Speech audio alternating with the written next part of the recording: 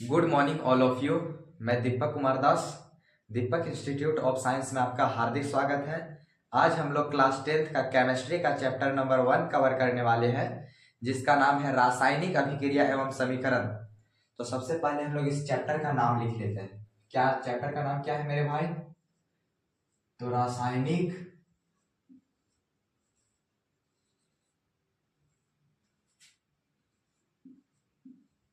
अभिक्रिया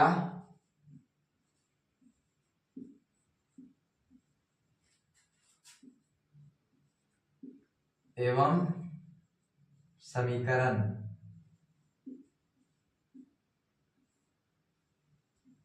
रासायनिक अभिक्रिया एवं समीकरण, और ये हमारा चैप्टर 1 है, पार्ट 1 है, रासायनिक अभिक्रिया एवं समीकरण। तो सबसे पहले रासायनिक अभिक्रिया एवं समीकरण, सबसे पहले हम लोग रासायनिक अभिक्रिया को समझ लेते हैं। रासायनिक अभिक्रिया होता क्या? क्या रासायनिक अभिक्रिया?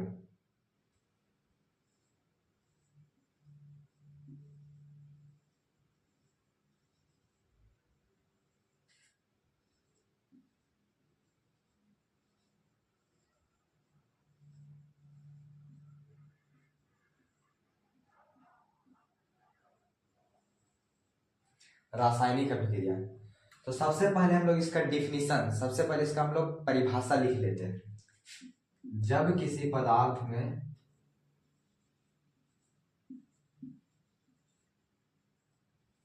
जब किसी पदार्थ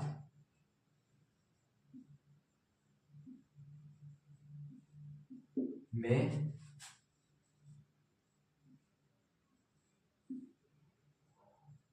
कोई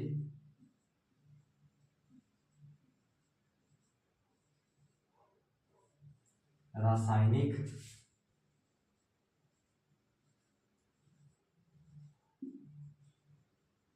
परिवर्तन, जैसे अवस्था में परिवर्तन,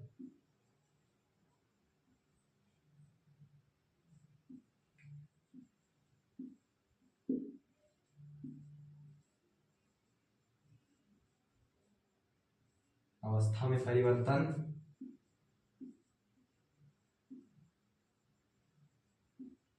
रंग में परिवर्तन,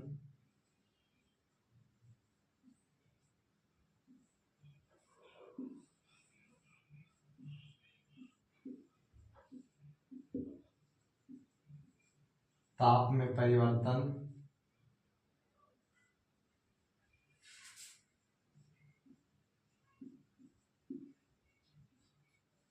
गैस का निकास,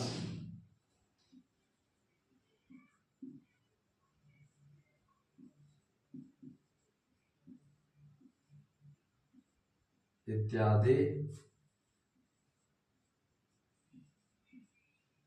होता है। तो हम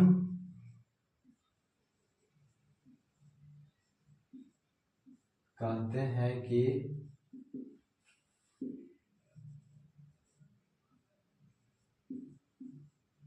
उस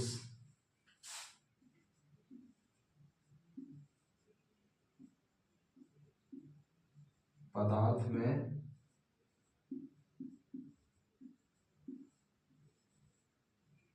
रासायनिक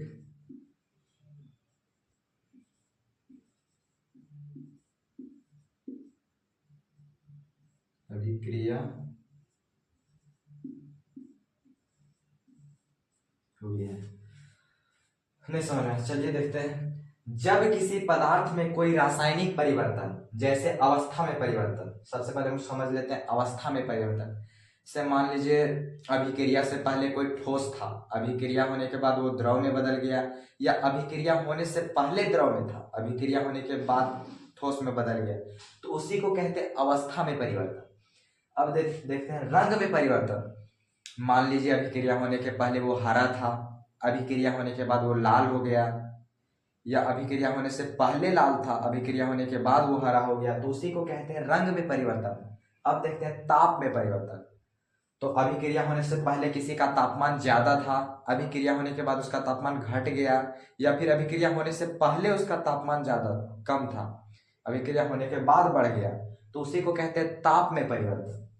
गैस का निकास, बहुत से ऐसे पदार्थ हैं जिसका अभिक्रिया होने के बाद गैस निकलता है, यानी गैस उत्सर्जन होता है, गैस मुक्त होता है, उसी को कहते हैं गैस का निकास इत्यादि होता है। तो हम कहते हैं कि उस पदार्थ में रासायनिक अभिक्रिया हुई है। ये तो हमारा परिभाषा हो गया, डिफिनीशन हो गया। अब पूछेगा कोई उदाहरण, तो उदाहरण भी देख लेते हैं। जैसे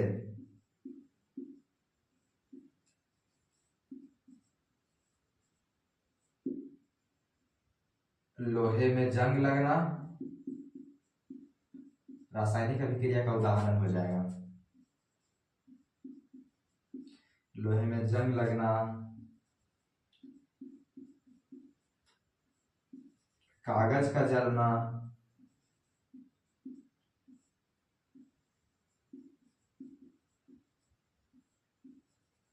भोजन का पचना,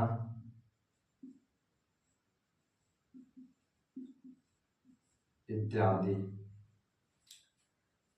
लोहे में जंग लगना, कागज का जलना, भोजन का पचना, ये सब रासायनिक अभिक्रिया का उदाहरण है। तो उम्मीद करता हूं रासायनिक अभिक्रिया आप लोगों को समझ में आ गया होगा। वीडियो को स्किप करके नोट्स में लिखते जाइएगा, नोट्स करते जाइएगा, ताकि बाद में अगर कोई प्रॉब्लम हो तो नोट्स कॉपी से पढ़ सकते हैं। अब आगे देखते हैं, रासायनिक अभिक्रिया तो हो गया।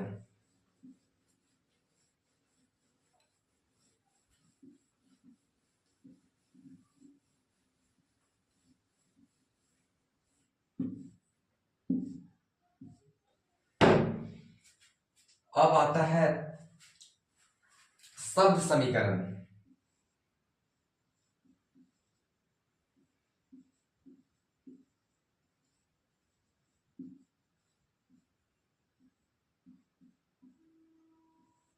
शब्द समीकरण, तो सबसे पहले हम लोग शब्द समीकरण समझ लेते हैं। तो शब्द समीकरण को समझने से पहले इसका डिफिनीशन, इसका परिभाषा लिख लेते हैं। शब्द समीकरण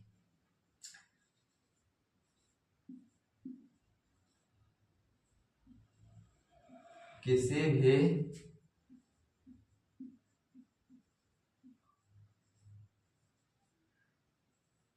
रासायनिक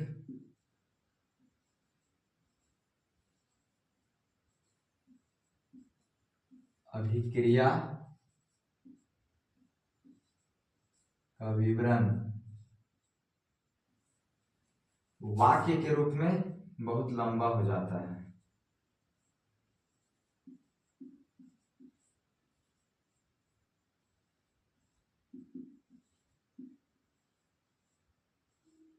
वाक्य के रूप में बहुत लंबा हो जाता है।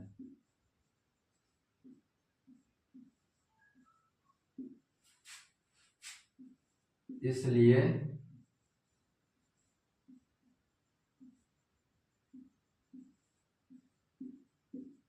इसे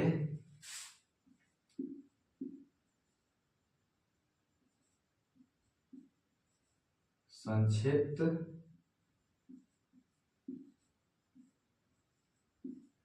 रूप में लिखा जाता है।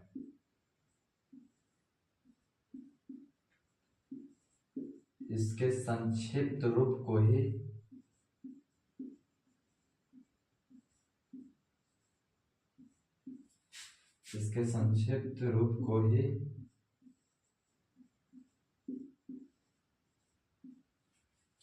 शब्द समीकरण कहते हैं।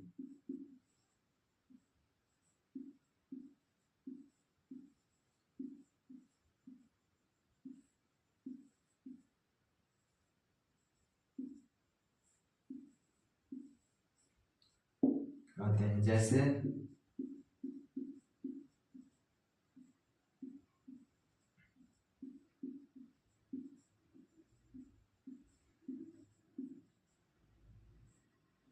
Magnesium plus oxygen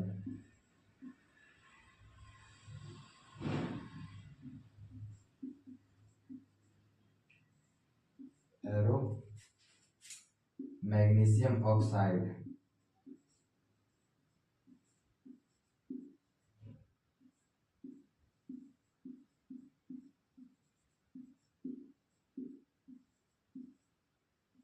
magnesium oxide,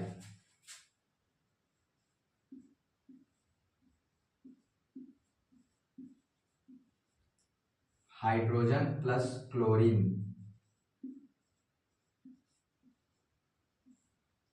arrow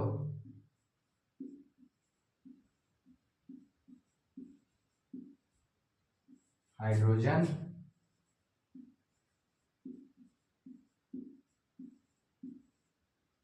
chloride. नहीं समझ में, चलिए देख लेते हैं डिफिनेशन क्या कहता है। किसी भी रासायनिक अभिक्रिया का विवरण वाक्य के रूप में बहुत लंबा हो जाता है, इसलिए इसे संक्षिप्त रूप में लिखा जाता है, यानी छोटा रूप में लिखा जाता है। इसके संक्षिप्त रूप को ही शब्द समीकरण कहते हैं। जैसे magnesium plus oxygen, magnesium oxide, hydrogen plus chlorine, hydrogen chloride. तो ये शब्द के रूप में हुआ कि नहीं? तो बिल्कुल हुआ, इसलिए इसे शब्द समीकरण का नाम दिया गया।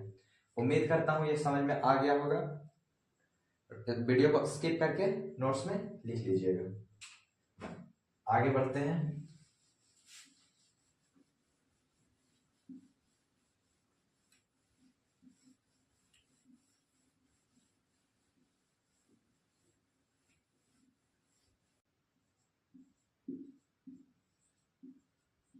रासायनिक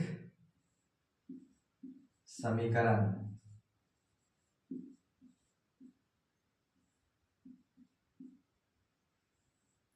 रासायनिक समीकरण। तो सबसे पहले हम लोग इसका डिफिनीशन लिख लेते हैं। तो जब रासायनिक अभिक्रिया में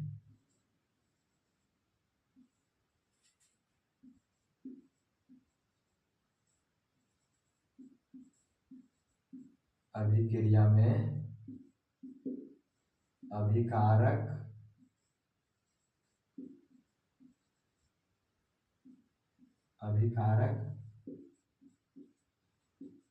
और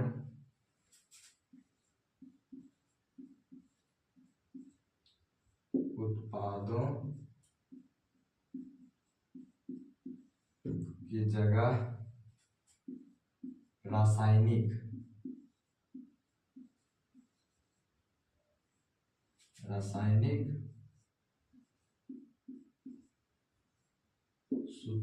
रासायनिक सूत्रों का उपयोग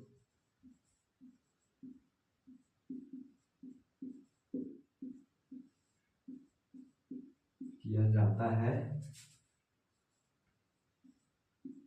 तो उसे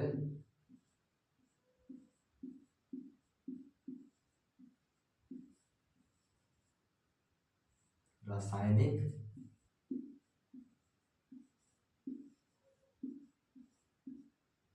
समीकरण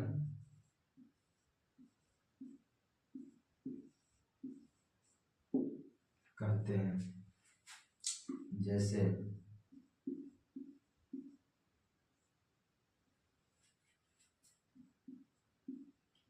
H2 plus Cl2 arrow 2HCl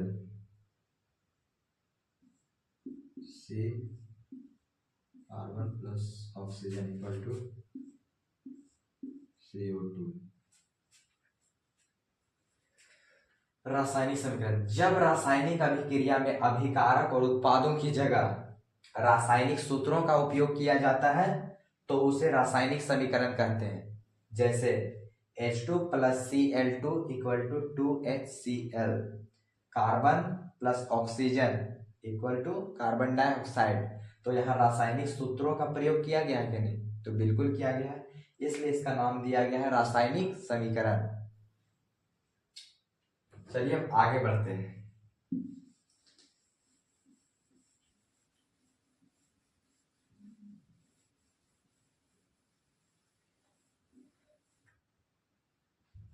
अब आता है हम लोगों का अभिकारक।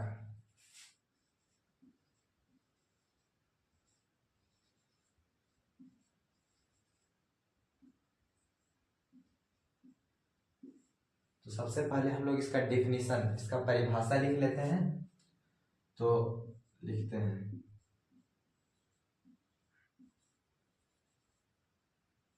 रासायनिक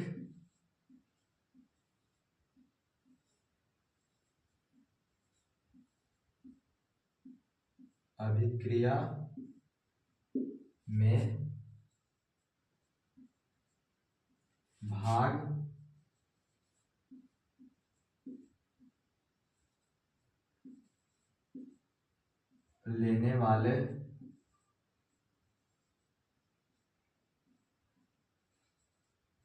वाले पदार्थ को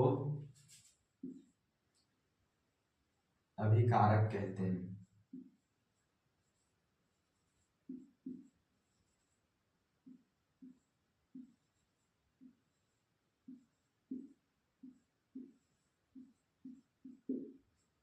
जैसे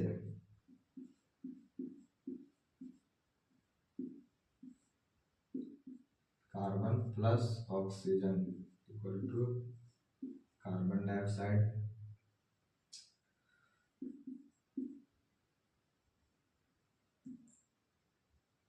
H2 plus O2 equal to H2O। तो सबसे देखते हैं, रासायनिक अभिक्रिया में भाग लेने वाले पदार्थ को अभिकारक कहते हैं। तो जैसे carbon plus oxygen equal to carbon dioxide, तो कार्बन डाइऑक्साइड को बनाने के लिए कौन कौन इसमें मिला हुआ है, कौन कौन इसमें मिला हुआ है, तो कार्बन प्लस ऑक्सीजन। तो रासायनिक अभिक्रिया में भाग लेने वाले पदार्थ को, तो कौन कौन भाग लिया है, तो यहाँ पे कार्बन लिया है, यहाँ पे ऑक्सीजन लिया है। तो ये दोनों जो है हमारे यहाँ पे अभिकारक हो जाएगा, क्या अभिकारक हो जाएगा, और यहाँ पे ये दोनों अभिकारक हो जाएगा। समझ में आया? रासायनिक अभिक्रिया में भाग लेने वाले पदार्थ को अभिकारक कहते हैं। तो भाग यहाँ कौन ले रहा है, यहाँ इस उदाहरण को लेकर चले तो यहाँ carbon plus oxygen equal to carbon dioxide, तो यहाँ कार्बन और ऑक्सीजन मिल के इसको बनाया है कार्बन डाइऑक्साइड को, तो यहाँ ये दोनों भाग लिया है, तो ये दोनों हमारा अभिकारक हो जाएगा। और इस उदाहरण में H2 प्लस O2, ये दोनों अभिकारक हो जाएगा। समझ में आया? बिल्कुल। अब बात करते हैं, अब हम लोग आगे बढ़ते हैं। अब हमारा आता है क्या, उत्पाद।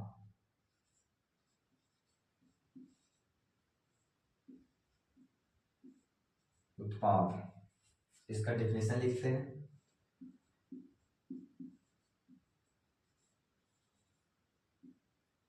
रासायनिक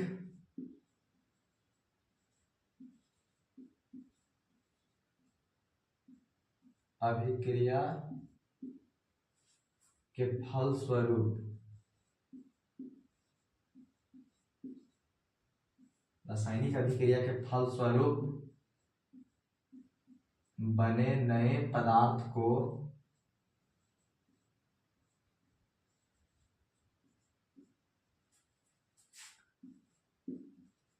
उत्पाद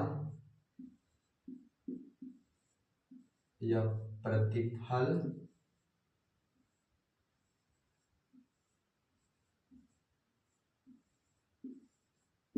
कहते हैं। जैसे carbon plus oxygen equal to carbon dioxide,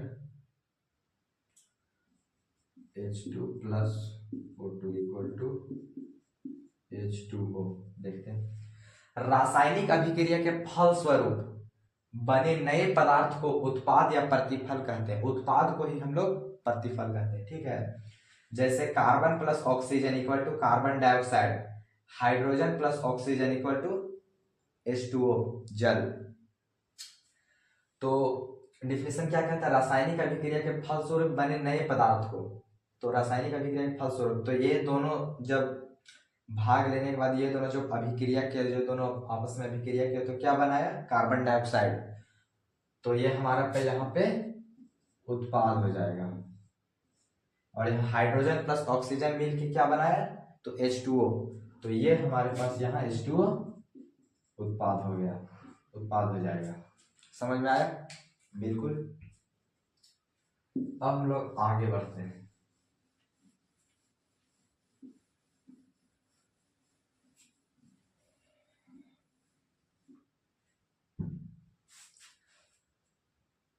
अब आता है संतुलित रासायनिक समीकरण।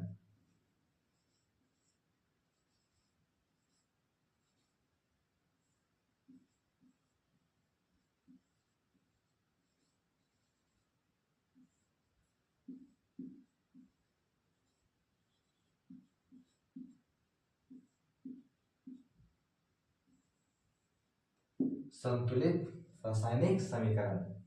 तो संतुलित रासायनिक समीकरण को जानने से पहले सबसे पहले हम लोग इसका डिफिनीशन, इसका परिभाषा लिख लेते हैं। लिखते हैं, जब रासायनिक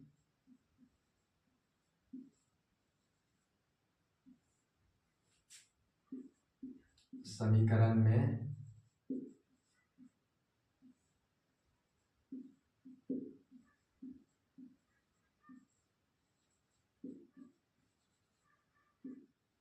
अभिकारक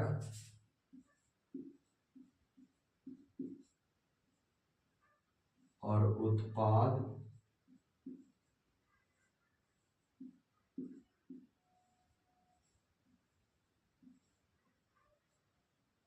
के विभिन्न तत्वों की परमाणु संख्या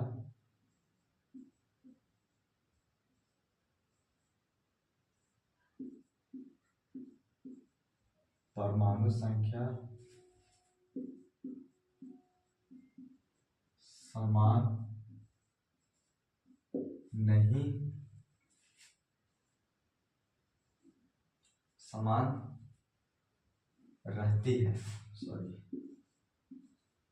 समान रहती है, तो उसे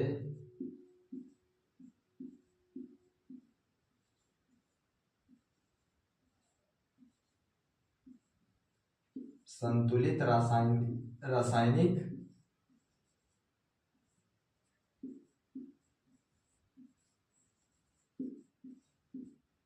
समीकरण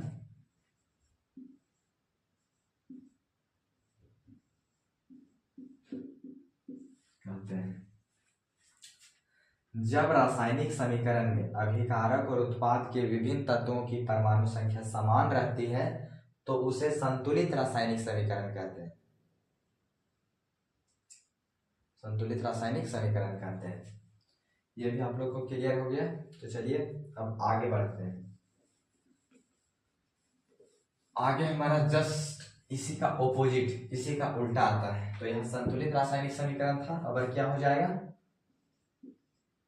असंतुलित रासायनिक समीकरण। तो इसका डेफिनेशन, इसका परिभाषा लिख लेते हैं। जब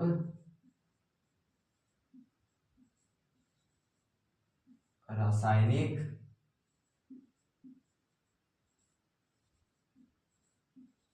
अभिक्रिया में अभिकारक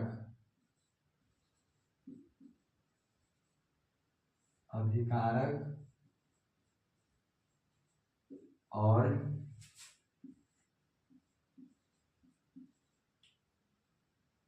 उत्पाद के विभिन्न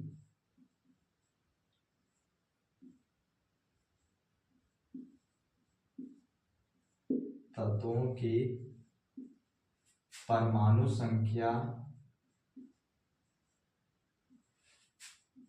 समान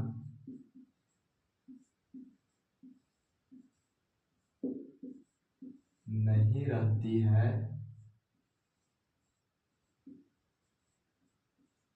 तो उसे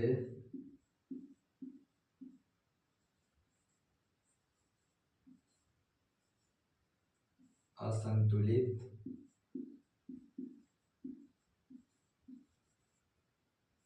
रासायनिक समीकरण या कंकालीय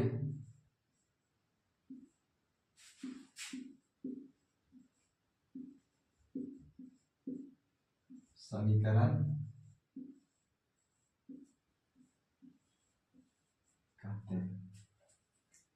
नहीं समझ में आया, चलिए देखते हैं। जब रासायनिक अभिक्रिया में अभिकारक और उत्पाद के विभिन्न तत्वों की परमाणु संख्या समान नहीं रहती है, संतुलित रासायनिक समीकरण में क्या था कि समान था और यहाँ पे असंतुलित में हो गया समान नहीं रहती है, तो उसे असंतुलित रासायनिक समीकरण या कंकाली समीकरण कहते हैं। असंतुलित रासायनिक समीकरण को कंकाली समीकरण भी कहा जाता है। तो असंतुलित रासायनिक समीकरण या कंकाली समीकरण कहते हैं। उम्मीद करता हूं असंतुलित रासायनिक समीकरण ये आप लोगों को समझ में आ गया होगा। अब आगे बढ़ते हैं।